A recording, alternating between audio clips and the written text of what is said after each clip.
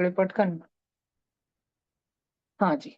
तो हमने last to last class में फिर एक चीज देखी थी कि अगर मान लो मल्टीपल रेजिस्टेंसेस सीरीज कॉम्बिनेशन में अगर कनेक्टेड हो, तो और हमको ओवरऑल एक इलेक्ट्रॉन को कितनी रुकावट महसूस करनी पड़ी ये जाननी हो, तो हम सिंपली जो इंडिविजुअल रेजिस्टेंस है उन सबका एडिशन कर देंगे।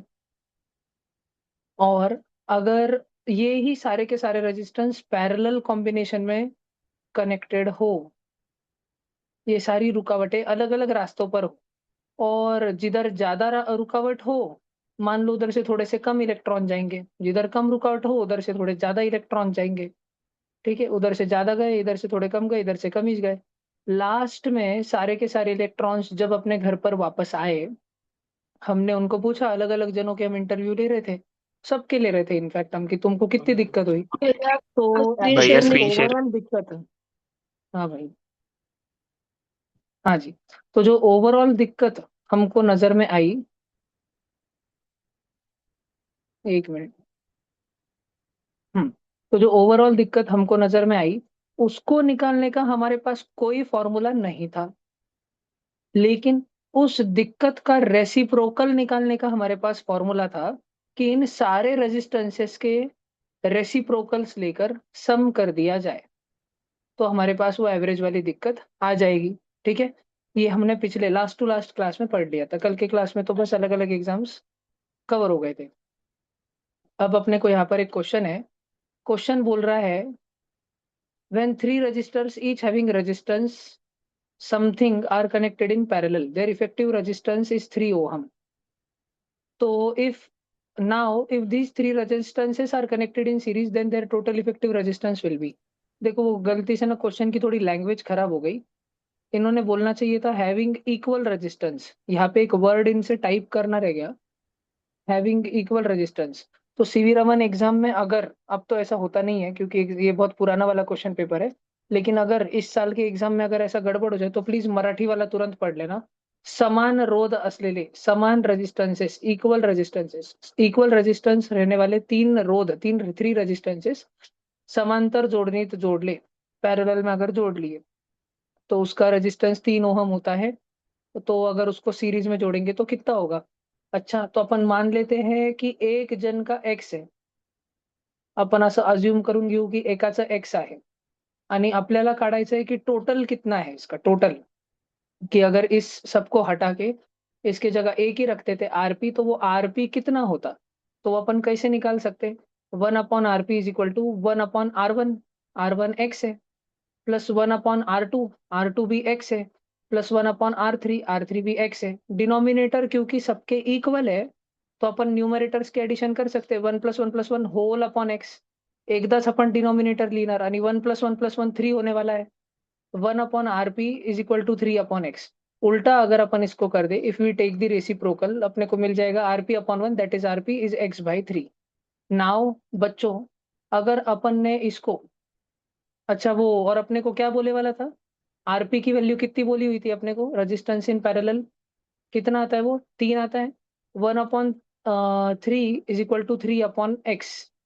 इससे बच्चों एक्स की वैल्यू सबको आ जाती है, ढूंढते, एक्स इधर 1 से मल्टीप्लाई हो गया, x1 और 3 नीचे का आके इसको मल्टीप्लाई हो गया, 3 3 9, एक्स की वैल्यू 9 हो गई, मतलब एक रेजिस्टेंस 9 का है, 9 9 9।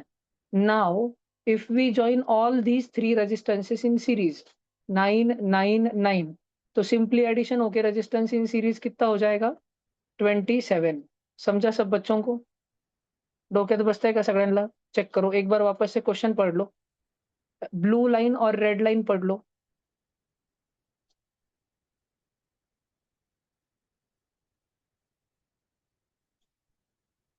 ठीक है, आंसर हो गया 27, सब बच्चों को जम जाएगा। सीवी रमन एग्जाम में पेपर में क्वेश्चन आ गया तो आ जाएगा। ठीक है, चलो भाई आगे चलते हैं। अभी क्वेश्चन है न्यूटन्स लॉ के बारे में। जैसा कि अपना चल रहा है पिछले कुछ दिनों से कि कभी भी कोई चैप्टर का क्वेश्चन आता है तो मैं वो कॉन्सेप्ट ही पढ़ा देता हूँ पूरा का पूरा। तो अपने को बोला गया है F is equal to M A, मतलब न्यूटन्स के लॉ डिस्कस हो रहे हैं। तो थोड़ा सा अगर मैं बैकग्राउंड बता दूं तुमको, तुमको कभी अगर एक फ्री टाइम रहे ना, तो तुम इंग्लिश वर्जन पढ़ना न्यूटन की बुक का। उस बुक का नाम है प्रिंसिपिया मैथमेटिशिया। वो फिजिक्स की बुक नहीं है, वो मैथ्स की बुक है। उसमें न्यूटन ने जो भी कुछ उसने दुनिया के बारे में, यूनिवर्स के बारे में जाना, उसके लाइफ में वो उसने लिख दिया। और वो बहुत ही खतरनाक बुक है। उस बुक में मोशन वाला चैप्टर, हीट वाला चैप्टर, रे ऑप्टिक्स वाला चैप्टर, लाइट वाला चैप्टर और मतलब तमाम सारी चीज़ें, you just can not think of, इतनी सारी चीज़ें उसने लिखी हुई है, बहुत सारी। उस टाइम पे फिज़िक्स के जितने भी ब्रांचेस नोन थे, इलेक्ट्रिसिटी और मैग्नेटिज़्म में कोई बड़ा कंट्रीब्यूशन नहीं था न्यूटन का, क्योंकि उसके टाइम पे इलेक्ट्रिसिटी नाम का फेनोमेना पता ही नहीं था लोगों को। बिजली कड़कती है आसमान में इतना ही पता था, वो क्यों कड़कती है, क्या कारण है, वो न्यूटन मरने के और 100 साल बाद जो बेंजामिन फ्रैंकलिन नाम का व्यक्ति था, उसने ढूँढ के निकाला। तो न्यूटन के टाइम पे इलेक्ट्रिसिटी और मैग्नेटिज़्म पता नहीं था, नहीं तो बाकी तो सभी ढूँढ के निकाला।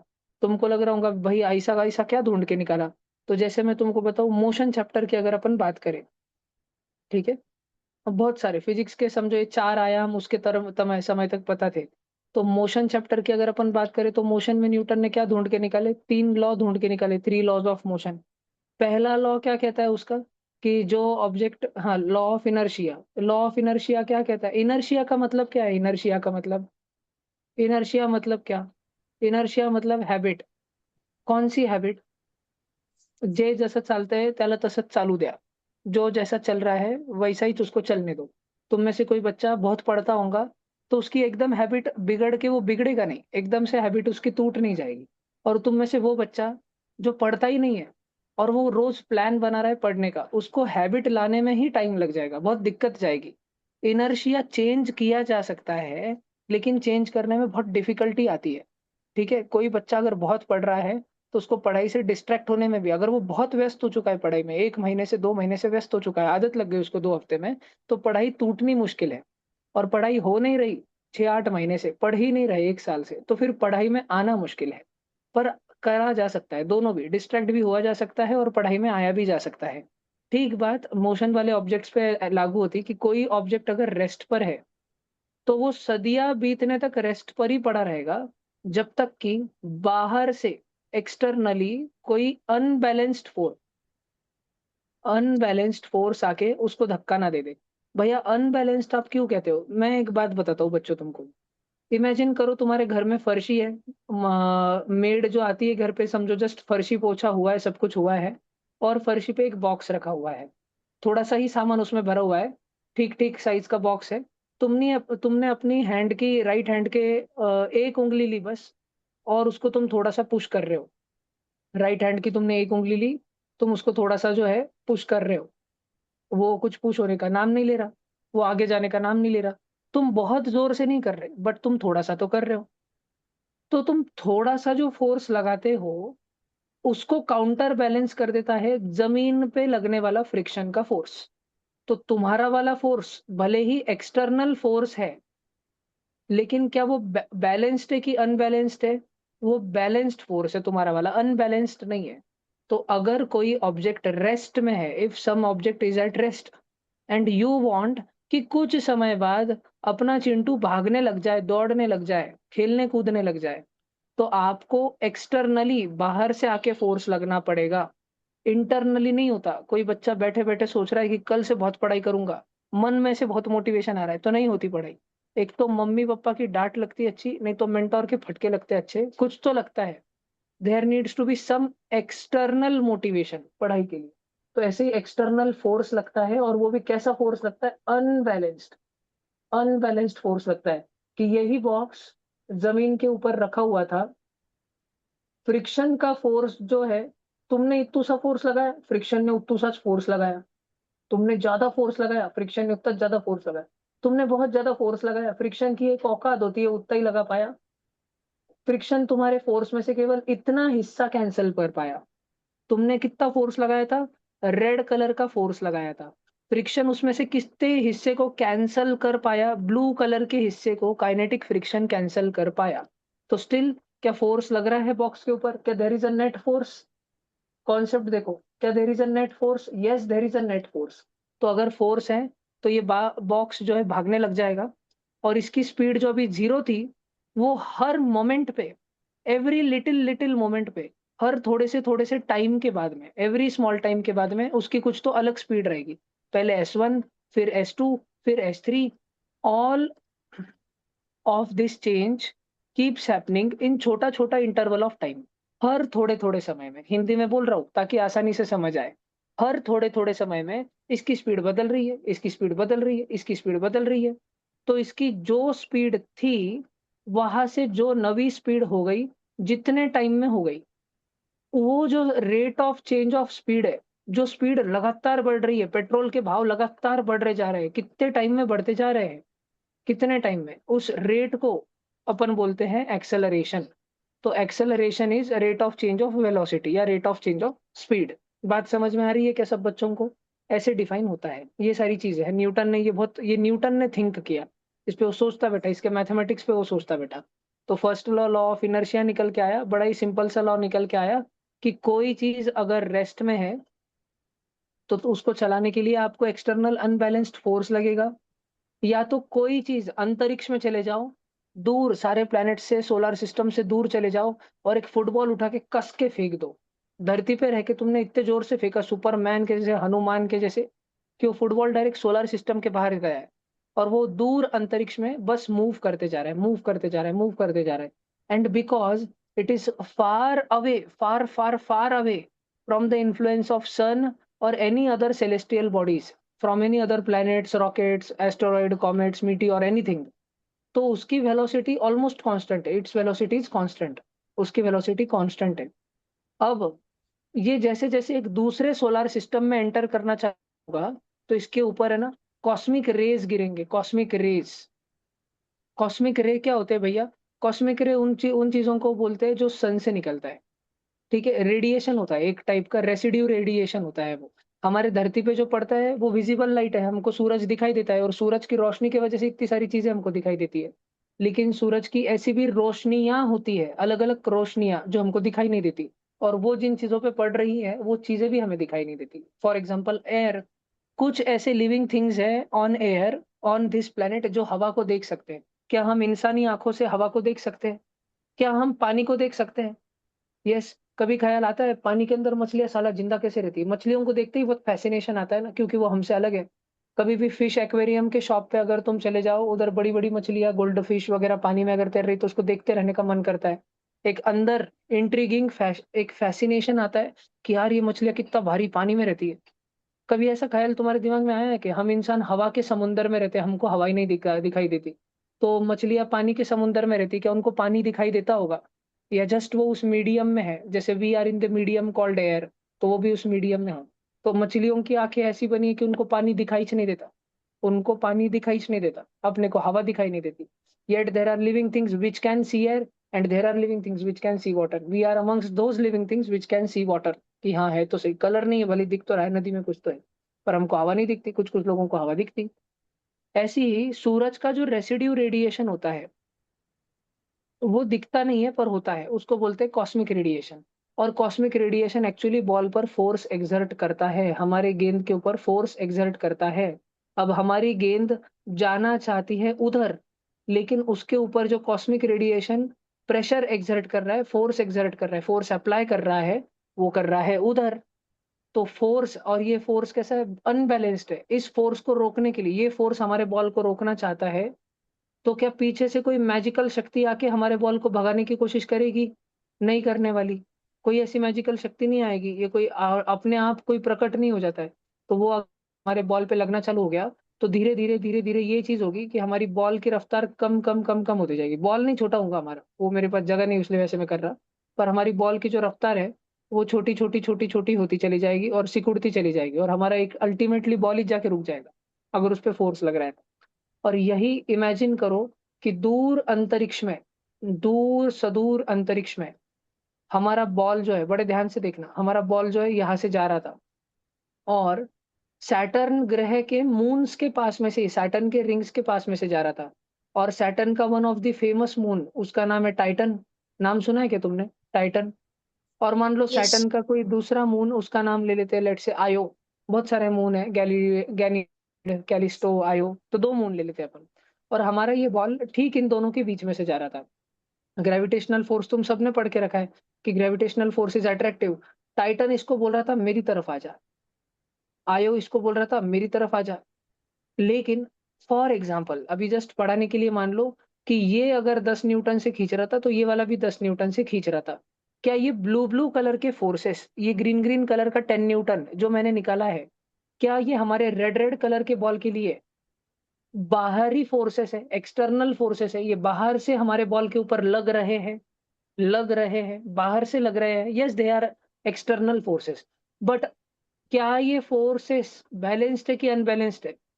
बैलेंस्ड है। बैलेंस्ड। तो हमारे बॉल को कोई फ़र्क नहीं पड़ेगा और वो जस्ट जैसे जा रहा था वैसे ही वो जाते रहेगा। उसका स्टेट ऑफ मोशन चेंज ही नहीं होगा।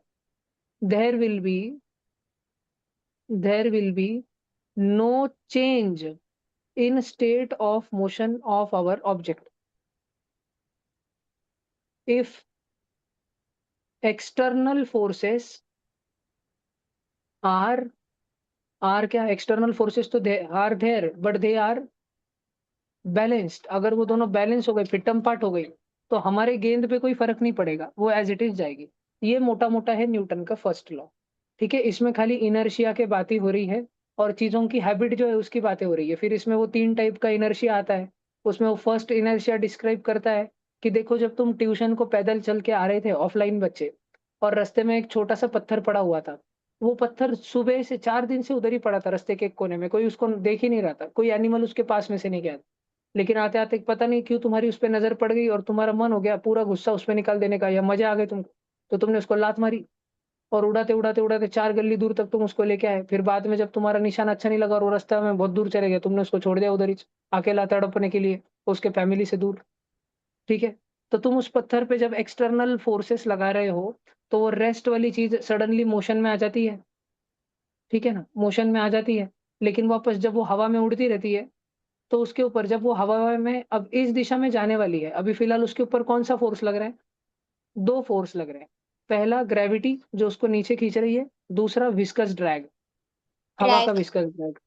ड्रैग फ़ोर्स लग रहा है, ये 2 फ़ोर्सेस है। ड्रैग उसको स्लो करता है, ग्रेविटी उसको नीचे खींचती है और जैसे ही हमारा पत्थर अगली ज़मीन के साथ कॉन्टैक्ट में आना चालू होता है, ध्यान से सुनना, जैसे ही हमारा पत्थर कॉन्टैक्ट में आता है, ज़मीन को चिपकना चालू करता है, उसके ऊपर 2 नहीं, अब कितने फ़ोर्स लगेंगे? 4 फ़ोर्स लगेंगे।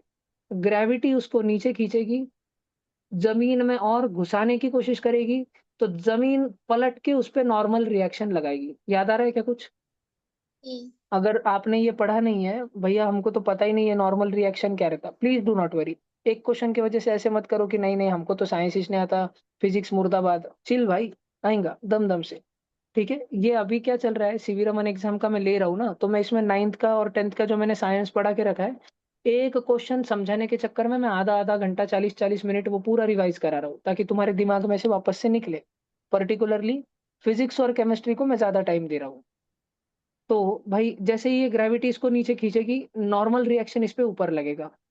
अब जैसे ये ज़मीन को चिपका है और फिर भी अभी आगे बढ़ रहा है आगे, ठीक है? आगे बढ़ रहा है।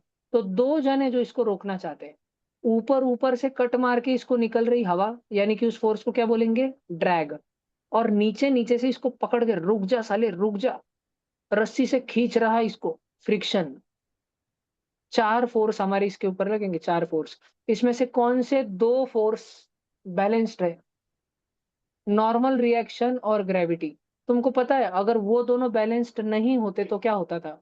अगर नॉर्मल रिएक्शन और ग्रेविटी बैलेंस्ड नहीं होते थे, मान लो ये हमारा पत्थर जस्ट लात मार के उड़ के यहाँ तक आया है और ग्रेविटी उसको जितना खींच रही है, नॉर्मल रिएक्शन अगर ज़्यादा ही होती, तो हमारा पत्थर टप्पा खा जाता था, टप्पा और वापस से थोड़ा-सा उठता था क्योंकि नॉर्मल ने उसको धक्कन ऊपर जाने को बोला। ग्रेविटी हमारे पत्थर को पकड़ के उसका चेहरा, उसका थोबड़ा ज़मीन के ऊपर प्रेस कर रही थी, ऐसा दबा रही थी। तो ज़मीन पलट के ज़मीन हमारे पत्थर को बोल रही थी, "साले निकल इधर से, लात मारूँगी तेरे को।" समझ रहा है क्या? ये जो लात मारी जा रही है हमारे पत्थर को नॉर्मल रिएक्शन की नाम की जो अपोज़िट लात मारी जा रही है, कौन मार रहा है हमारे पत्थर को? ज़मीन मार रही है। सरफेस इज़ हिटिंग अवर पत्थर। सब बच्चों को ध्यान रहेगा क्या? एंड इफ तो ज़मीन ने ज़्यादा ही ज़ोर से कस के खींच दिया होता, ठीक है? तो ऊपर वाला फ़ोर्स ज़्यादा है, नीचे वाला छोटू-सा है। तुम बोलो फिट्टम-फाट होंगे क्या? अगर तुम्हारे मम्मी-पापा वो तो सब पेरेंट्स लोग स्पोर्ट्स डे के दिन खेलते हैं ना स्कूल में टग ऑफ वॉर, रस्सी खींच। तो एक तरफ से रच्छी रस्सी ऐसे खींची जा रही है और दूसरी तरफ से रस्सी ऐसे खींची जा रही है। तो ये वाला फिट्टम-फाट और उतना ही हिस्सा इधर से फिट्टम फाट, लेकिन इतना वाला हिस्सा बचा क्या? उस केस में वो पत्थर वापस से ऊपर एक टप्पा खाएगा और उसका टप्पा तब रुकेगा, तब जाके रुकेगा जब जितनी जोर से ग्रेविटी नीचे खींच रही है उतने जोर से ये नॉर्मल रिएक्शन ऊपर धक्का मार रहा है, तो टप्पा खाना बंद करेगा। और आगे घसड़ना, जमीन पे गिर के आगे घसड़ना तब बंद करेगा जब वो पहले से जो लात खा के आया था उसमें जो वेलोसिटी थी ना, सारी की सारी वेलोसिटी जो काइनेटिक एनर्जी थी उसकी उधर जाने की, जो काइनेटिक एनर्जी जो चुल मचाली थी, उसको ये फ्रिक्शन और ड्रैग खींच खींच के रोक ना दे, तब तक चल रहा होगा ये सारा का सारा। भाषण समझ में आ रहा है क्या तुमको? ये जो मैं ड्रॉ कर रहा हूँ ना बच्चों, इस डायग्राम को क्या बोलते हैं? एफपीडी। ऐसे डायग्राम को, वेरी गुड जी, इसको बोलते बॉडी हैं अपन फ्री बॉडी डायग्राम। ठीक है, इस डायग्राम को बोला जाता है फ्री बॉडी डायग्राम, एफबीडी। अपन ने होमी बाबा के टाइम बहुत सारी चीजों की एफबीडी निकाली थी। एक स्पेशल केस अपन ने उस समय पे डिस्कस करा था, प्लैंक और ब्लॉक सिस्टम का। याद है क्या तुमको? जब वेट के कंपोनेंट पढ़े थे अपन ने, मान लो ये एंगल थीटा है और ये डब्ल्यू नाम से इसको नीचे खींच रहा है, तो फिर along MG the sine. Plank और नीचे वाला प्लैंक, यस यस यस, ये वाला कंपोनेंट कितना हो जाता है? M G cos theta. और जो इसको नीचे खींचने वाला है वो कितना हो जाता है? M G sine theta. अब हमारा देखो, तुम अगर सोए हो और समझो तुम्हारी छोटी बहन या छोटा भाई है और वो तुम्हारी पीठ दबा रही है खड़ा होके, पीठ के ऊपर खड़े होके, तो क्या उसके पैर तुमको फील होंगे खुद के पीठ के ऊपर? होंगे। तो वैसे ये एक इंक्लाइंड प्लेन है, इस इंक्लाइंड प्लेन के ऊपर अपन ने एक पत्थर ला के रख दिया, क्या इस फली को फील होगा कि इसके ऊपर कुछ रखा गया है? अगर, और वो फली को कितनी फीलिंग होगी, उसके ऊपर क्या रखा गया है? mg cos थीटा की फीलिंग होगी। तो उस पत्थर को अपनी फली पलट के कितना धक्का मारेंगी? mg cos थीटा का। भैया mg cos थीटा ये सेम सेम होने से क्या होगा? कुछ इस नहीं, हमारा पत्थर फली पे रहेगा। भैया अगर अपनी फली लिविंग थिंग रही, कॉन्शियस रही, सोचने वाली रही, और उसने ज्यादा बड़ा बुक्का मार दिया तो 2 mg cos theta, double size का बुक्का मार दिया, तो अपना ब्लॉक बैठे बैठे हवा में उड़ जाएगा ढपकन दिशी। जैसे कि तुम अभी जमीन पे बैठे हो, इस फर्श पे बैठे हो, ये सब ऑनलाइन बच्चे, मैं सब, हम लोग चेयर पे बैठे। अगर ये ग्राउंड हमको धप से दिशु एक ज्यादा जोर की बुक्की दे तो हम लुक्कन हवा में उड़ जाएंगे ना, सीधा का सीधा। तो क्या ये नॉर्मली बॉक्स जो रखा हुआ है इंक्लाइंड प्लेन पे, ये हवा में उड़ने वाला है क्या अपने आप से ही? नहीं। तो ये जितना फली को प्रेस कर रहा है, फली उतना ही इसको पुश कर रही है। The block presses the inclined plane exactly similar to the force in by which the block presses the inclined plane. The inclined plane pushes the box, and then one component is there of the weight of the box. ये जो box है ना हमारा, इसका wait, gravity तो इसको नीचे खींच रही है ना नीचे, डब्ल्यू वेट है ना उसका, डब्ल्यू म्हणजे मास इनटू ग्रेविटी का formula, mass into gravity. Most of the बच्चे 9th स्टैंडर्ड में पढ़ते हैं मास इनटू ग्रेविटी। उसके हमने दो कंपोनेंट तोड़े ट्रिग्नोमेट्री यूज करके। कंपोनेंट कैसे तोड़ते हैं वो भी बड़ा आराम से सिखाया गया है, दिवाली के टाइम पे वापस आएगा, सीवी रमन में आता नहीं है, तो मैं 10th में पढ़ाऊंगा जब आओगे तुम अब वापस। फिर इधर वो कंपोनेंट लगता है mg साइन थीटा। तो तुमको पता है इस ब्लॉक को जब हम पूछते हैं ना, कि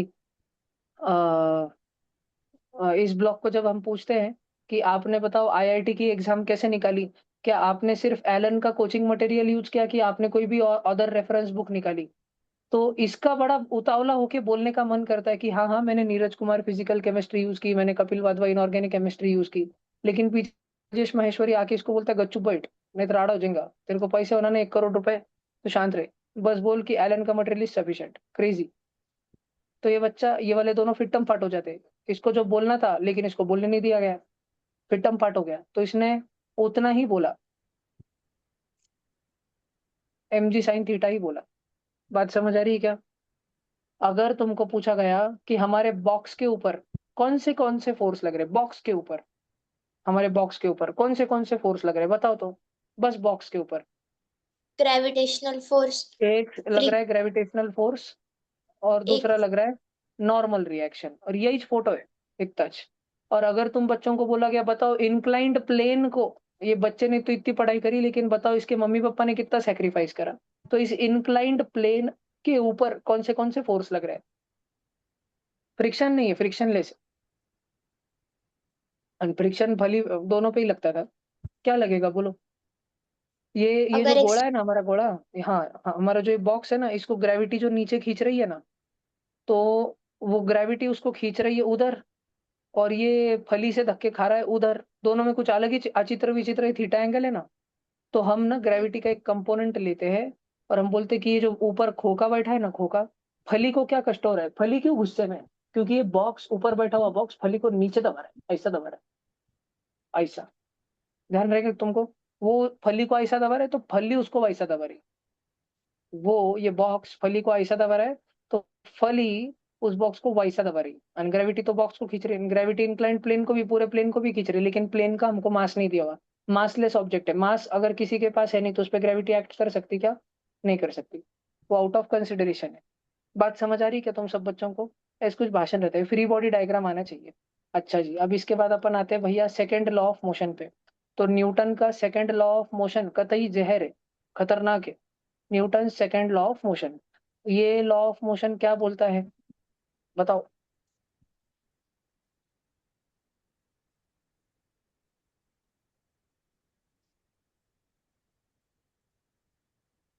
सर इस बोलो बोलो बोलो। सर आपने जब एफबीडी बनाई थी तो ऊपर ट्वाइस mg cos थीटा और नीचे सिर्फ ना ना mg ना, cos थीटा मैं वो और एग्जाम्पल ले रहा था, एग्जाम्पल हाँ। कि क्या होता अगर यहाँ पे twice M G cos theta हो जाता, तो म्हणजे ये फली जो है, फली, अगर ये फली लिविंग थिंग हो जाती और ये चिल्लाती कि अबे साला ये कौन सा खोका मेरे ऊपर आके बैठा है, हट साले, और ऐसा बुक्का मारती थी खोखे को, तो तो वो ऐसे डायरेक्टली ऊपर क्यों नहीं जाता जाता, आप ऐसे कर्व पाथ क्यों दिखा रहे हो? कर भी जाता था ना बेटा, पैराबोल। उसको जिधर धक्का लग रहा है वो उधर ही जाता था।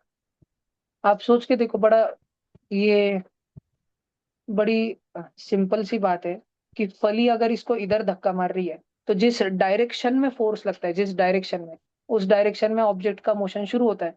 और एज सुन एज, देखो बेटा, अभी ये बॉक्स है ना, बॉक्स, ये इस इंक्लाइंड प्लेन पर बैठा है, और ये इंक्लाइंड प्लेन कब का सोच रहा है कि साला ये उठ के क्यों नहीं जाता, ये इधर मेरे ऊपर आके काहे को बैठा है ना। और इंक्लाइंड प्लेन अपनी पूरी मन शक्ति इकट्ठा किया, इतनी शक्ति देना दाता, मन का विश्वास कमजोर होना, और धपकन दिशी बॉक्स को बुक्का मारा। और जैसे ही, अभी ध्यान से सुनना बेटा, जस्ट द मोमेंट जब ये बॉक्स हवा में उड़ा, रेड कलर का बॉक्स, अभी ये बॉक्स हवा में उड़ा, अब इसका और फली का रिश्ता क्या? ला इलाहा इल्लल्लाह नहीं भाई, इधर देखो, तेरा मेरा रिश्ता क्या, ये फली का और बॉक्स का रिश्ता क्या? कुछ नहीं। तुम तुम्हारे, हम हमारे, फली फली की, हम बॉक्स, खली बली की। ठीक है, देखो बॉक्स गया हवा में, अब जैसे ही बॉक्स गया हवा में, अब बॉक्स आया हवा में, जब बॉक्स फली पे था, जब बॉक्स फली पे था, उसके ऊपर कौन कौन फोर्स लग रहे थे बॉक्स के ऊपर? बॉक्स को ग्रेविटी नीचे खींच रही थी, आजा मेरे पास। हम फली बोल रही थी भाग इधर से। अब जैसे ही फली ने, मान लो हाइपोथेटिकली फली जागृत हो गई, या फली में हम बैठे हुए थे, हमने बॉक्स पे एक बुक्का लगा दिया और बॉक्स को उड़ा दिया हवा में। अब बॉक्स का और फली का कोई कनेक्शन है क्या? नहीं। तो अब इस रेड कलर के हवा में मंडराते बॉक्स पर कौन सा फोर्स लग रहा होगा, जस्ट सोचो। फिर सिर्फ parallel gravity. Force. Gravity. Gravity parallel. इसको नीचे खींच रही होगी, ग्रेविटी इसको नीचे खींच रही होगी, ग्रेविटी एक फोर्स है, force, and force causes change in motion, force changes the motion, force causes acceleration, acceleration means velocity and direction, speed and direction, है ना, change in velocity and change in direction। ये box already सफर पर निकल पड़ा था, ठीक है, ये बॉक्स ऑलरेडी सफर पर निकल पड़ा था, पर ग्रेविटी इसको खींच खींच के इसका, बॉक्स को जाना था इधर, ग्रेविटी इस बॉक्स को लाई इधर, फिर बॉक्स को जाना था इधर, ग्रेविटी बॉक्स को लाई इधर, बॉक्स को जाना था इधर, ग्रेविटी बॉक्स को लाई इधर। अब बॉक्स के पास जीरो व्हील बची है, ठीक है, जीरो व्हील, उसके पास बस एक हॉरिजॉन्टल वेलोसिटी बची हुई है, अगर आपने कंपोनेंट पढ़े होंगे तो। ठीक है, हॉरिजॉन्टल वेलोसिटी बची हुई है। तो अब हमारा बॉक्स नीचे आएगा, वो हॉरिजॉन्टली आगे आगे मूव कर रहा होगा, और हमारा बॉक्स इस प्रकार नीचे आके धप से जमीन पे गिर जाएगा। तो अगर हम बस ड्राइंग निकाले कि हमारा बॉक्स कैसे आएगा, तो ये काला काला रास्ता, ये काला काला रास्ता, ऐसा जाके धपकन हमारा बॉक्स नीचे आ जाएगा। बात समझ आई क्या बेटा? ठीक है, आओ जी। तो अभी अभी देखो, एक, अभी मैं तुमको इतना बताता, क्या तुम बच्चों ने सुना है क्या क्वाड्रेटिक इक्वेशन के ऐसे ग्राफ रहते हैं, पैराबोला उनका कुछ शेप वेप रहता है, सुना है क्या? भलती बार ये तुमको यस। सिखाया गया है ना, पैराबोला शेप वगैरह रहता है। ये जो चीज है, ये पैराबोला है क्या, कि कुछ दूसरा हो सकता है? क्या लगता है तुम्हें? तो ये पैराबोला। पैराबोला रहता है। यस, ये पैराबोला रहता है। अब भैया ये ऐसा कैसा, तुम फीलिंग से थोड़ी बता सकते, नहीं फीलिंग से नहीं, मैथ से रहता है, प्रॉपर मैथ्स, मैथ से बताते हैं। ठीक है, और वो मैथ्स आ गया बोले तो क्या आ गया? ये पैराबोला, ये क्वाड्रेटिक क्या रहता है, क्वाड्रेटिक के नाम के आगे क्या बोलते हैं अपन, quadratic equation. Equation. A x square plus b x plus c is equal to zero, equation आता है ना, इज इक्वल टू का साइन आ जाता है ना। तो इधर फिजिक्स में भी मैथ घुसड़ जाता है पूरा का पूरा। और फिर उसको बोलते हैं इक्वेशन ऑफ ट्रेजेक्ट्री। कि बताओ ये मिसाइल जो है वहां से छूटने के बाद, ईरान से निकलने के बाद, बताओ इसराइल पे आके किधर गिरेंगी।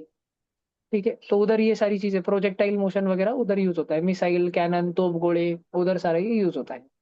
तो अपन पढ़ेंगे इसका मैथ्स वैथ सब अपन पढ़ेंगे, 10वीं में पढ़ना ही है। यहाँ तक भाषण समझ आया क्या सब बच्चों को, मोटा मोटा अच्छे से? आगे चले फिलहाल के यस। लिए।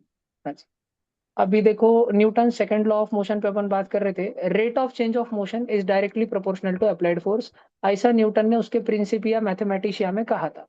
कुछ टाइम बाद क्या हुआ, लोगों को मालूम पड़ा यार, रेट ऑफ, भाई लोग देखो तोड़ तोड़ के समझते इसको, सब बच्चे ध्यान से सुनना। तो तुम बच्चों ने ऐसा सुना है क्या बचपन में एक चीज, 50%? 50% सुना है कभी? मुझे बताओ परसेंट का मतलब क्या होता है, what is the meaning of percentage? उसका मतलब होता है अपॉन 100, आउट ऑफ 100। 50% का मतलब 50/100, 50 आउट ऑफ 100। वैसे ही बच्चों तुमको पता है क्या रेट ऑफ का मीनिंग क्या रहता है, रेट ऑफ? रेट ऑफ का मीनिंग रहता है अपॉन टाइम, कितने टाइम में हुआ, है ना। जैसे तुमको स्कूल के रिजल्ट्स आने के बाद में तुम्हारी दादी, बोली वाली आजी, तुमको बड़े कौतुक से पूछती है कि कितनी टक्के पढ़ ली। ठीक है, कितनी टक्के पढ़ ली। तो टक्के म्हणजे वो ये नहीं सुनना चाहती कि देखो दादी हमारे 6 पेपर थे और इंटरनल मार्क थे, और ऐसा हमारा पूरा 640 मार्क का असेसमेंट था, और 640 में से मेरे को 556 पड़े। दादी ये नहीं सुनना चाहती, दादी परसेंटेज सुनना चाहती कि अगर 100 मार्क का होता, तुम्हारे स्कूल में रहा होगा 640 का पेपर जिसमें से तुमको 556 पड़े, अगर तुमको 640 में से 556 पड़े, तो दादी ये नहीं सुनना चाहती, दादी सुनना चाहती कि अगर अगर 640 के जगह तुम्हारा स्कूल का पेपर 100 का होता, तो फिर प्रोपोर्शनेटली तुमको कितने मार्क पड़े होते। आउट ऑफ 100 पूछ रही है दादी, दादी परसेंटेज पूछ रही है। ठीक है, वैसे ही ये रेट ऑफ जो शब्द है ना, रेट ऑफ, ये दर्शाता है कि कितने टाइम में हुआ, कितने टाइम में चेंज हुआ। एक बच्चा संकल्प भैया के पास आया, पढ़ता नहीं था पहले, 2 4 दिन, 5 दिन, 20 दिन क्लास करने के बाद समझो उसका मन हो गया पढ़ने का। एक बच्चा का मन हो गया, 2 दिन में मन हो गया, दूसरे दिन भाषण सुन के हो गया मन। आणि कोई कोई बच्चे को 5 प्रवचन लगे, फिर 5वें प्रवचन में वो बहुत इमोशनल हो गया कि आपले देश के साथ बहुत बुरा हुआ गया पिछले 1000 साल में, बदला लूंगा मैं पाकिस्तान से। ठीक है, क्रेजी। एंड फिर उसके बाद वो बच्चा पढ़ने का मोटिवेशन आया उसको जिंदगी में, उसको मालूम पड़ना कि पढ़ने का क्यों है, क्योंकि पाकिस्तान की वाट लगने की। तो किसी को 20 दिन में आया। तो अगर अपन रेट ऑफ बात करें, रेट ऑफ, तो एक बच्चे को 2 दिन में आया, और एक बच्चे को 20 दिन में आया। कितना में क्या आया, पढ़ने का मोटिवेशन आया। कितना मोटिवेशन आया, मान लो मोटिवेशन को जो है, एक नवा यूनिट बनाता हूं मैं। एक यूनिट बनाओ भैया, यूनिट बनाओ। मान लो अग्रवाल, ये आर एस अग्रवाल नाम की किताब है ना इधर, तो अग्रवाल में गिनते हैं अपन, अग्रवाल। ठीक है, जैसे किलोग्राम है ना, किलोग्राम, सेकंड, मिनट, तो मोटिवेशन को अपन अग्रवाल में गिनते हैं। और किसी को हाईएस्ट मोटिवेशन किसी इंसान को जो रह सकता है, जैसे मेरे को बताओ मैक्सिमम पॉसिबल स्पीड, क्या यूनिट्स पे भी, मेजरमेंट पे भी लिमिट होती है क्या? कोई ऐसी चीज है क्या, मतलब स्पीड की इससे ज्यादा वैल्यू हो ही नहीं सकती?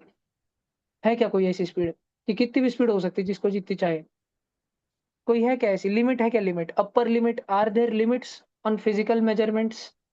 बोलो बच्चों, are there limits on physical measurement?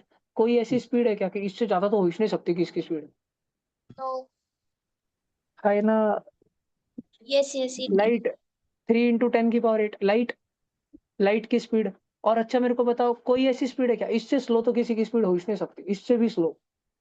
सोच के देखो, इससे स्लो तो हो ही नहीं सकती, सबसे स्लो है, इससे स्लो हो ही नहीं सकती। क्या, हैंग हो गया क्या दिमाग? भैया -c। बोल। अरे माइनस 3। जीरो। चुप रहे। 0 0। 0 0 0। 0 से छोटा क्या हो सकता, स्पीड है ना। कोई रुके वाला है, उससे कौन ज्यादा भाग सकता, उससे स्लो और कौन भाग सकता जो रेस में जो रुके वाला है। ठीक है। तो अभी देखो ऐसे ही हर चीज का रहता है, पर क्या एनर्जी का भी रहता है। कि मैक्सिमम एनर्जी इतनी ही रह सकती, मैक्सिमम। तुमको पता है एनर्जी का अपर बाउंड कितना है? अपर बाउंड मैक्सिमम एनर्जी, इससे ज्यादा एनर्जी हो ही नहीं सकती। पता है तुमको कितना है? नहीं। अच्छा, क्या तुमको पता है सब इससे छोटी एनर्जी तो हो ही नहीं सकती, सबसे छोटी यही एनर्जी, उससे छोटी तो हो ही नहीं सकती। अच्छा, तुमने एनर्जी के यूनिट सुने हैं क्या? कुछ यूनिट, कुछ जूल। यूनिट सुने हैं एनर्जी को किस में गिनते हैं? बताओ, एक दो यूनिट बताओ। अच्छा, एक जूल जन ने में। जूल बताया, जूल। तुम मेरे को बताओ, रुको रुको रुको थोड़ा आराम से। तुम मेरे को बताओ जूल रहता क्या है बे? बताओ मेरे को, जूल बोलते किसको है? एनर्जी का कोई फॉर्मूला पता है क्या तुमको एनर्जी का? हाँ, हम्म। कोई पोटेंशियल न्यूटन एनर्जी पर। ऐसे कुछ पता है क्या? क्या रहता पोटेंशियल एनर्जी का? mgh, है ना? तो मैं तुम बच्चों से चाहता हूँ कि तुम मुझे 1 जूल बताओ, 1 जूल। 1 जूल क्या रहता है? क्या ग्रेविटी की वैल्यू अर्थ पे लगभग लगभग 10 मान ली जाए 2 मिनट के लिए, near the surface of earth, 10 metre per second square in SI units. अरे भांग्या, इधर देखो सबके सब। और मैं ले लेता हूँ 1 किलो का गोला। सब देखो भाई, सब ऑफलाइन बच्चों ने, सब ऑनलाइन बच्चों ने जिंदगी में एक बार किराना दुकान पे जाके 1 किलो शेंगदाना उठा के लाया है ना, हाथ में पिशवी में बांध के 1 किलो शेंगदाना लाया है ना सबने। तो just imagine 1 kg, 1 kilo, 1 kilo शेंगदाने के गोला को अर्थ की gravity 10 metre per second square की इन्फ्लुएंस में तुमको उठाने का है 100 सेंटीमीटर की हाइट तक। 100 सेंटीमीटर मतलब, अच्छा माइल 100, 10 सेंटीमीटर की हाइट तक। 10 सेंटीमीटर मतलब क्या? 0.1 मीटर। तो क्या 0.1 जब 10 से मल्टीप्लाई होगा तो 10 का 0 और 0.1 का पॉइंट फिटम फाट हो जाएगा क्या? और वो 1 बन जाएगा। और 1 1 जा जब करेंगे तो आंसर लास्ट में 1 जूल आएगा क्या? 1 जूल एनर्जी उस एनर्जी को बोलते हैं जब 1 किलो शेंगदाने का गोला तुमको जमीन की सतह से very slowly slowly slowly slowly 10 centimetre की हाइट तक उठाना है। 1 किलो का गोला वजन, वो वजन आता है ना तराजू, उसमें भाजी मंडी में, सब्जी मंडी में। तो 1 किलो के 500 ग्राम, 500 ग्राम, आधा आधा किलो के 2 गोले हाथ में लो और उसको 10 सेंटीमीटर ऊपर उठाओ। कितना काम किया तुमने? 1 जूल। कितनी एनर्जी तुमने खुद की खर्च कर दी? 1 जूल। मुझे 1 जूल से छोटी सी एनर्जी बताओ, बहुत छोटी सी, कोई बता पाएगा क्या 1 जूल से भी छोटी एनर्जी? और जीरो। अर्ग, अर्ग, क्रेजी क्रेजी, अर्ग। अर्ग पता है क्या तुमको? अर्ग क्या रहता है? अर्ग पता है तुमको? अर्ग अभी यस। ये अपने को सारा सीजीएस में जाने का है, सीजीएस। तो मास को भी सीजीएस में रखो। 1 ग्राम, एक शेंगदाना हाथ में लो सब बच्चे, एक शेंगदाना। ग्रेविटी की वैल्यू तो अभी भी 10 मीटर पर सेंटीमीटर स्क्वायर है। तो क्या मैं उस मीटर को ऐसा लिख सकता हूँ क्या? 100 सेंटीमीटर पर सेकेंड स्क्वायर। समझ रहा क्या तुमको? और बच्चों, मुझे इसको कितनी तो भी हाइट से मल्टीप्लाई करना है, कितनी तो भी हाइट। ध्यान से सुनना सारे बच्चे, तुम इतना तो बुद्धि सब बच्चों को दिया गया है कि संकल्प भैया तुम्हें पूछ रहा है कि भाई 1 को 1000 से मल्टीप्लाई करना पड़ रहा है, और उसको किससे मल्टीप्लाई करूं जो वो लास्ट में 1 बन जाए? 1000 को किससे मल्टीप्लाई करूं जो वो 1 बन जाए? क्या मैं 1000 को 1/1000 से मल्टीप्लाई करूंगा? यानी यूनिट अभी सेंटीमीटर में है। 1000 सेंटीमीटर, 0.001 सेंटीमीटर। सेंटीमीटर का तुमको कुछ गणित पता है क्या कि 1 सेंटीमीटर को अपन लिख सकते हैं 10 मिलीमीटर? 0.001 इंटू 10 मिलीमीटर मतलब 0.01 मिलीमीटर। तुमको मिलीमीटर का गणित पता है क्या कुछ मिलीमीटर का? मिलीमीटर के ये 0.01 जो है ना, मिलीमीटर, 1 मिलीमीटर को मैं लिख सकता 1000 माइक्रोमीटर। 0.01 और 1000, ये कितना हो गया? 10 माइक्रोमीटर। 10 माइक्रोमीटर मतलब चींटी की आंख होती है ना, एक चींटी, टाइनी एंट, उसकी आंख होती है ना, उसकी आंख जितना ऊपर उठाना है एक शेंगदाने को, 1 ग्राम, एक शेंगदाने को उतना ऊपर उठाना है। उठा पाओगे क्या? तो तुम्हारी, अगर तुमने उतना उठा के बता दिया तो तुमने अपने बॉडी की कितनी एनर्जी खर्च कर दी? 1 अर्ग। बहुत छोटी सी एनर्जी, कुछ लगा भी नहीं, ऐसा ही हो गया। क्या किसी को कोई ऐसा एक शंखदाना प्रैक्टिस करने से 1 1 सेंटीमीटर उठा रहा, क्या उसकी बॉडी बिल्ड बन जाएंगी क्या? इधर डोले आ जाएंगे क्या उसके फिंगर्स पे? नहीं ना। बात समझ आ रही? अच्छा, तुम बच्चों को, तुम में से किसी बच्चे को जूल और अर्ग के अलावा कोई स्मॉलर यूनिट ऑफ एनर्जी पता है क्या? बायोलॉजी, हिंट देता हूँ, बायोलॉजी। और हिंट दूं क्या? Cell. Yes, very good, ATP, adenosine triphosphate. ATP कितनी एनर्जी होती है? एटीपी, एक एटीपी तो डिफाइन करना मेरे लिए बहुत मुश्किल हो जाएगा। तुम एक बार अपनी इलेक्ट्रॉन। आंखें, हाँ, एक बार तुम अपनी आंखों की पलकें झपकाओ और खोलो। झपकाने में बंद और खोलना दोनों हो जाता है। नॉर्मली बहुत ज्यादा बंद मत रखो, झपका के खोल दो। करा क्या? उसमें 10 करोड़ 20 करोड़ एटीपी लगते हैं पल के झपका के खोलने में, 10 करोड़ 20 करोड़ एटीपी लगते हैं। तो एक एटीपी, अरे भाई जब बस पल के झपका के खोलने में 10 करोड़ एटीपी लग जा रहे हैं, तो एक एटीपी, 1 एडेनोसिन ट्राइफॉस्फेट, कितना छोटा सा यूनिट होगा एनर्जी का। मैं तुम बच्चों को क्वेश्चन पूछ रहा हूँ फिजिक्स का, कि ऐसा छोटा छोटा छोटा छोटा एनर्जी के यूनिट में मैं तुमको लेके जाऊं, तो कहीं पर लोअर लिमिट है क्या? भाऊ बस झालो, इससे छोटा कुछ नहीं है। थाम जा भी ठंडा ले, एले माझा पी ले, चिल रही, इससे और छोटा नहीं है कुछ भी। है क्या कोई ऐसा? किसी बच्चे को पता है क्या? ऑनलाइन में ऑफलाइन में, ऑफलाइन में तो पढ़ाया गया है, बस विषय ऐसा है कि बैंगन बच्चे की लोअर लिमिट क्या है एनर्जी की, उससे छोटा ए- कोई नहीं। भैया 1 इलेक्ट्रॉन वोल्ट। नहीं रे भैया, 1 इलेक्ट्रॉन वोल्ट से भी लई छोटा है वो। गुड ट्रायल, हालांकि उसको बोलते हैं ये प्लैंकवा, क्या बोलते हैं उसको, प्लैंक्स कांस्टेंट। 6.634 इंटू 10⁻⁻34, ब्ला ब्ला ब्ला ब्ला ब्ला ब्ला। इधर देखो, प्लैंक्स कांस्टेंट से छोटी एनर्जी दुनिया में होती ही नहीं है। इधर उसकी वैल्यू आ जाए, ये पकड़ लो, लगभग 6.6 इंटू 10⁻⁻34 जूल सेकेंड। भैया वो तो एनर्जी, फिर उसमें सेकंड काय को आया? वो उतने क्वांटम लेवल पे जाके थोड़ी डेफिनेशंस बदल जाती है, लेकिन ये सबसे स्मॉलेस्ट पैकेट ऑफ एनर्जी, भैया इससे छोटी एनर्जी नहीं होती, नहीं होती। ठीक है, तो एक क्वांटाइजेशन है।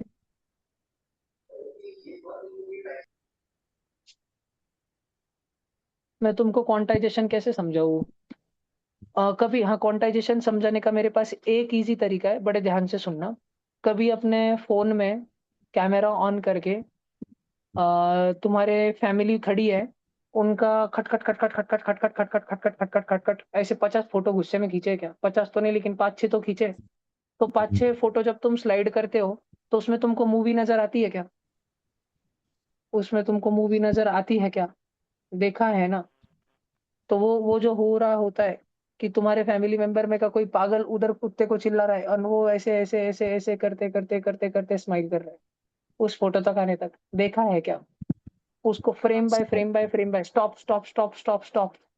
तो मैं तुमको ये बताना चाह रहा हूँ कि रियल में अभी जब मैं एट दिस मोमेंट में जब तुमको ये लाइव ऑफलाइन ऑनलाइन क्लास पढ़ा रहा हूँ ना, तो टाइम का भी एक स्मॉलेस्ट वैल्यू है टाइम का। जैसे एनर्जी, इससे छोटी एनर्जी पॉसिबल नहीं है।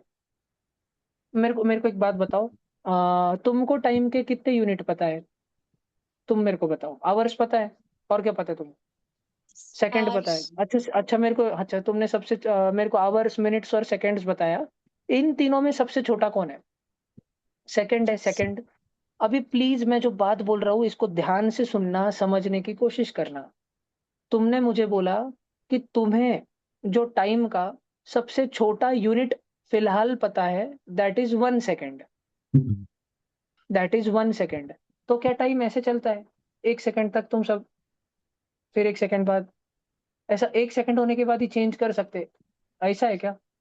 1 सेकेंड स्टैचू, 1 सेकेंड बर्फ, पानी, बर्फ, पानी, आइस पैश, कंटिन्यू। आइस पैश, आइस पाइस, आइस पाइस। क्या करते तुम इंग्लिश में? बर्फ बर्फ बोलते थे क्या आइस पाइस बोलते थे?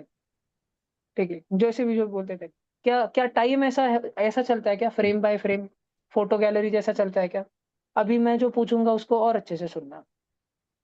तुम बच्चों को स्कूल में पढ़ाया गया, टाइम को गिनने का सबसे छोटा यूनिट 1 सेकेंड है। क्या इसका मतलब ये होता है कि 1 सेकेंड से छोटा टाइम होता ही नहीं है? होता है क्या 1 सेकेंड से छोटा? 1 सेकेंड से छोटे टाइम को हम क्या बोलेंगे? अगर इंग्लिश में बोलना पड़े, नॉट जनरल, एक कोई यूनिट नहीं पूछ रहा हूं मैं, बट उसको क्या बोलेंगे? Dash dash of a second. एफ मिली से fill second. In the blank है। फ्रैक्शन ऑफ अ सेकेंड, ऐसे समझ आता है क्या तुमको? Fraction of a second. ठीक है, 1 सेकेंड के 10 टुकड़े कर दो, तो दिस वन टुकड़ा इज 1/10 ऑफ अ सेकेंड। ठीक है, एक एक सेकंड के 1000 टुकड़े कर दो, तो उस टुकड़े को तुम बोलोगे कि this is 1 this is 1000th part of a second, या फिर 1 मिली सेकेंड, ऐसे बोलोगे उसको तुम। ठीक है, उस क्या मिली सेकेंड ही छोटा है कि उससे भी छोटा हो सकता है? क्या उससे भी छोटा हो सकता है? क्या उससे भी छोटा हो सकता है? मेरे साथ में रहना, भटक मत जाना, मन के ख्यालों में मत जाना, मेरे साथ में रहना। क्या उससे भी छोटा हो सकता? नैनो सेकंड से भी छोटा हो सकता, उससे भी छोटा हो सकता। क्या कहीं अंत में जाके स्टॉप आएगा कि इससे छोटा टाइम नहीं रहता, रुक जा भाई, इससे छोटा नहीं रहता। तो हाँ, ऐसा एक स्टॉप आता है। क्या तुम अब लाइक सोच सकते हो, क्या तुम अभी सोच सकते हो कि अगर उस टाइम से छोटा टाइम एग्ज़िस्ट नहीं करता, तो उतने टाइम तक सारी चीज़ें स्टैच्यू रहती होंगी, फिर मूव करती होंगी, फिर स्टैच्यू रहती होंगी, फिर मूव करती होंगी, फिर स्टैच्यू रहती होंगी, फिर मूव करती होंगी। लेकिन क्योंकि वो सबसे छोटा वाला टाइम इतना छोटा है, तो हमको हमारे लेवल पर दिख के नहीं आता, हम जस्ट कंटीन्यूअसली मूव कर रहे हैं। क्या तुमको मेरी बात समझ में आ रही है? नक्की। तो यूनिवर्स क्या है? यूनिवर्स यूनिवर्स एक बड़ा सारा कैमरा है, जो कंटीन्यूअसली खट, खट, खट, खट, खट, खट, खट, खट तुम्हारे फोटोज़ खींच रहा है।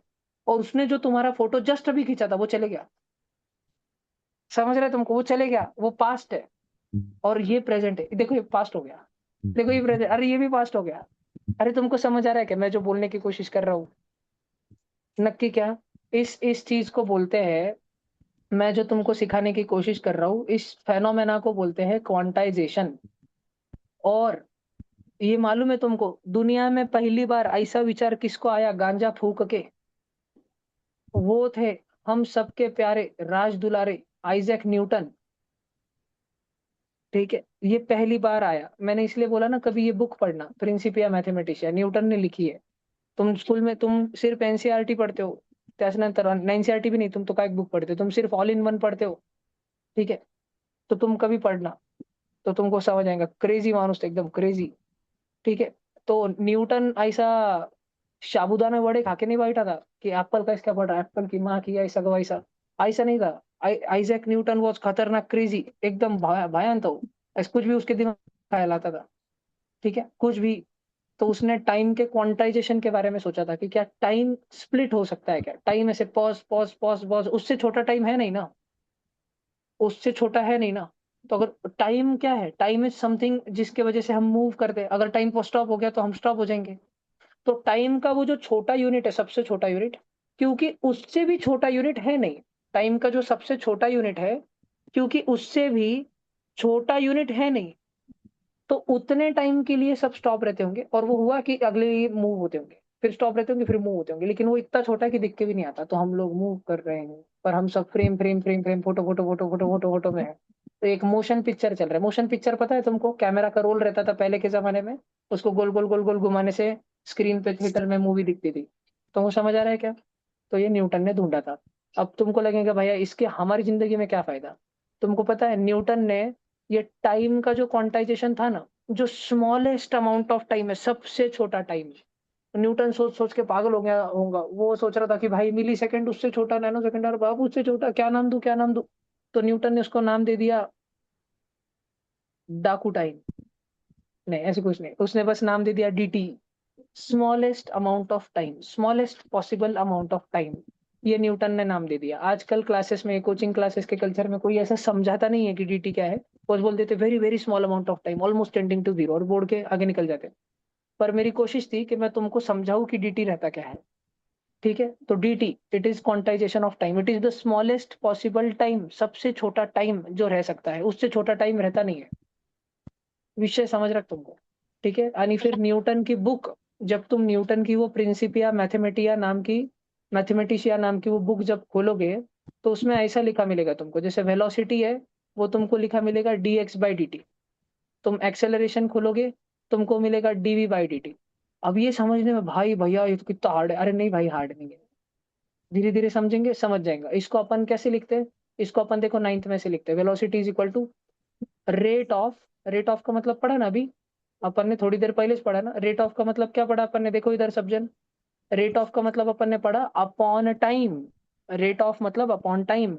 तो जब भी अपन फिजिक्स में बोलते हैं व्हाट इज वेलोसिटी, और अपन बोलते हैं velocity is rate of change of displacement.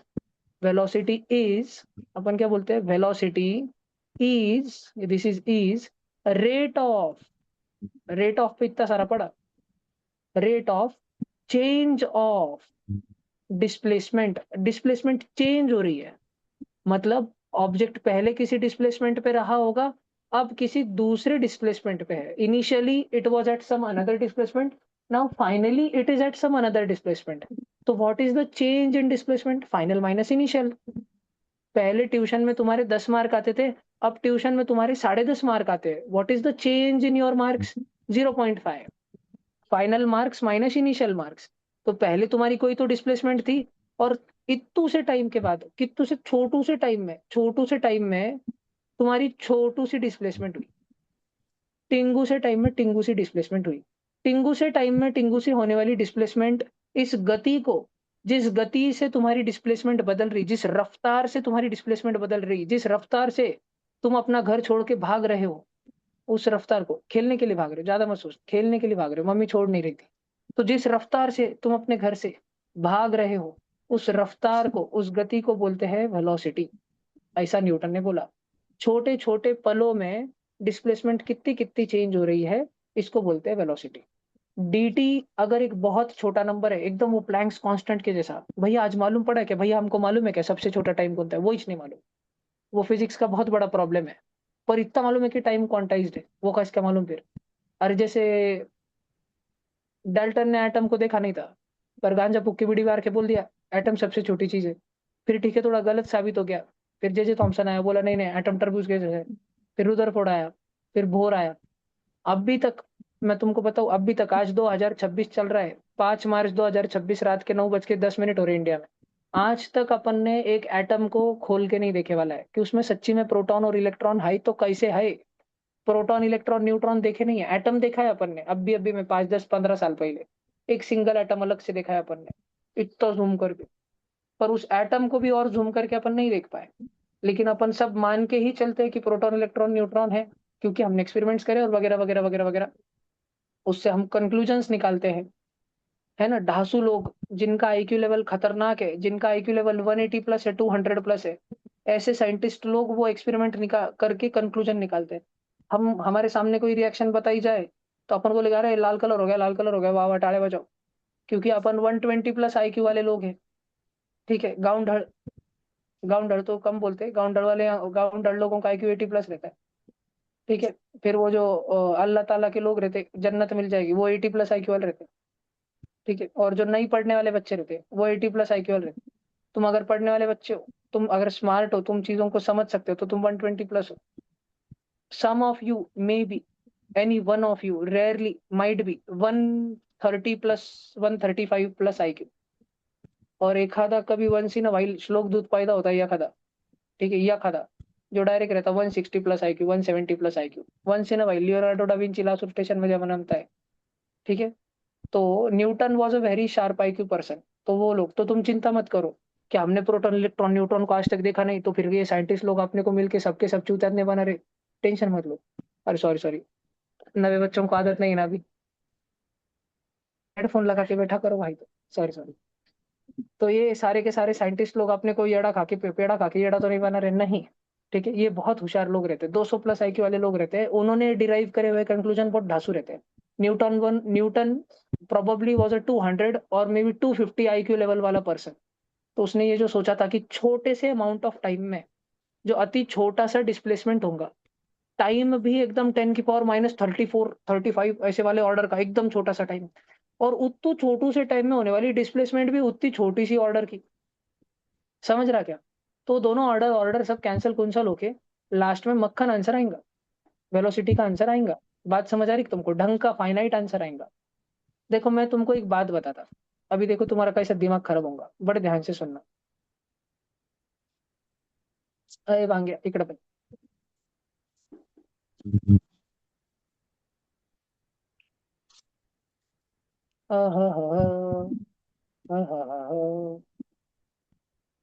मैंने तुमको एक फंक्शन दिया, इसमें एक्स की वैल्यू 1 डालो, मेरे को बताओ आंसर कितना है.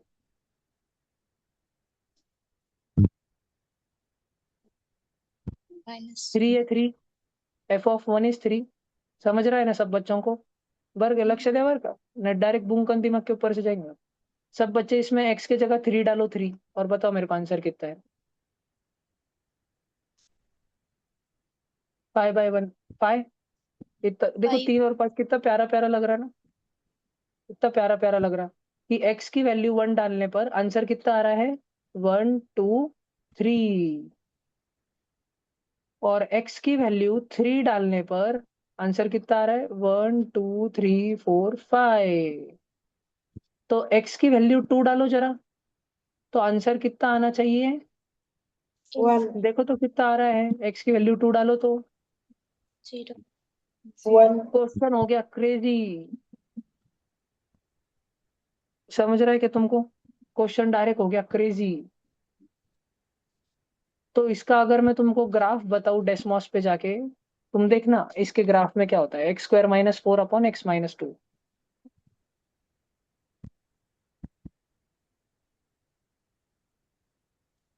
अरे चल ना भाई, किधर? x² - 4 होल अपॉन, अब किधर डिवाइड, होल अपॉन x-2।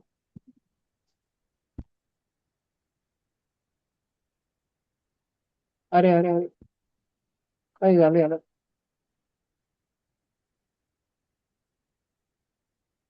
आय, मैंने कुछ गड़बड़ कर दी क्या? क्या गड़बड़ कर दी? कुछ भी गड़बड़ नहीं करी।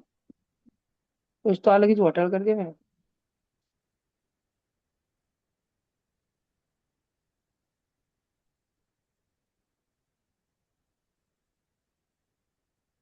बावली हो गई क्या वेबसाइट?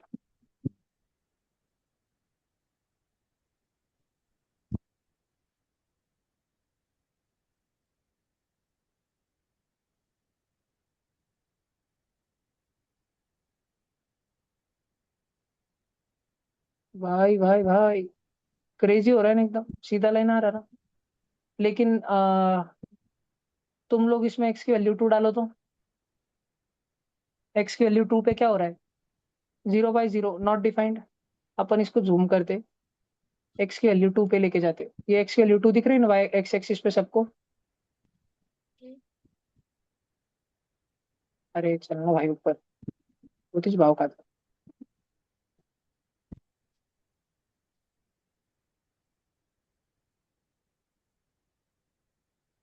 कुछ तो आया था ना अभी 2 पे। अपन इसको कितना जूम करते जाए पर ये x की वैल्यू 2 पे तुमको दिख रहा है ना? 2 और अनडिफाइंड बता रहा है वो, नॉट है ना? डिफाइंड। बाजू में आए तो बताएंगा कि वैल्यू है। 2 पे अनडिफाइंड दिखा रहा, लेकिन 2 के आगे और 2 के पीछे डिफाइंड है।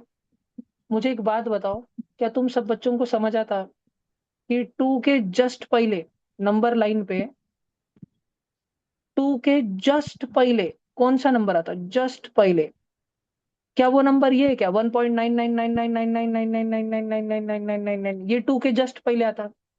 अपना क्वेश्चन है x² - 4/x-2। अगर अपन ने x की जगह 1.9 बार का स्क्वायर -4 अपॉन 1.9 बार -2 सॉल्व कर दिया ना, तो आंसर आएगा। और 2 के जस्ट बाद, क्या तुम बच्चे समझ सकते? 2 के जस्ट बाद वाला number, can you right, 2 can you right it? 2 बार क्या वो ऐसा रहेगा 2.000000000000000 और लास्ट में जाके उधर वन आएगा क्या? बहुत आगे इन्फिनिटी के बाद जाके। समझता क्या तुमको? क्या इस कालू कालू नंबर को मैं ऐसा लिख सकता हूँ 2 प्लस 0.000000000000001? समझ रहे हैं? क्या मैं इस 0.0000000 वाले वन को ऐसे लिख सकता हूँ क्या? 2 - 1.9 का बार, और इधर बाजू में +2। चेक करो तो, अगर दो में से मैंने 1.999999999999999 माइनस करा, तो मेरे को 0.000000000000001 वाला मिलेगा। क्या तुम समझ सकते हो? ब्लैक बॉक्स सेम बात है, और सामने का +2 +2 है अलग बात। देखो, तुम्हारा दिमाग प्रोसेस कर पा रहा है? तो for both of those values graph is feasible, लेकिन सिर्फ 2 पे गया। ठीक है, सिर्फ 2 पे गया।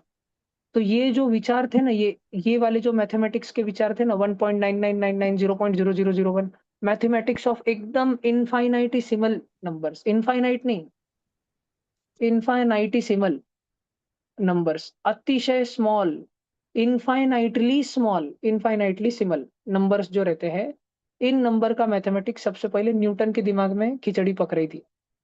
ये वाली चीजें उसके दिमाग में खिचड़ी पक रही थी। तो इसीलिए हमको 9th स्टैंडर्ड में पढ़ाया जाता है कि what is velocity, it is rate of change of displacement. What is acceleration, it is rate of change of velocity. लेकिन न्यूटन ने जो बनाया था उस लेवल पर, वो था रेट ऑफ, वो उसके लेवल वाला था, rate of change of displacement. What is acceleration, rate of change of velocity.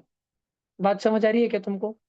तो भैया हमारे वाले में और न्यूटन के वाले में फर्क क्या है, हमारे वाले में और न्यूटन के वाले में? प्लीज इस बात को समझना। देखो सब बच्चे ध्यान से समझना। तुम्हारी गाड़ी घर पर थी, रेस्ट पर थी। सुबह के ठीक 10 बजे तुम अपने घर से निकले। सुबह के ठीक 10 बजे तुम अपने घर से निकले। 10 बज के 1 मिनट बाद, 10 बज के 1 मिनट बाद तुम्हारी गाड़ी की रफ्तार 120 मीटर पर सेकंड हो चुकी थी। जब घर पर थी तब कितनी थी? 0 मीटर पर सेकंड थी, कोई नहीं थी, गाड़ी रेस्ट पर थी। और ठीक 1 मिनट बाद, 60 सेकंड बाद तुम्हारी गाड़ी की रफ्तार 120 मीटर पर सेकंड हो गई थी।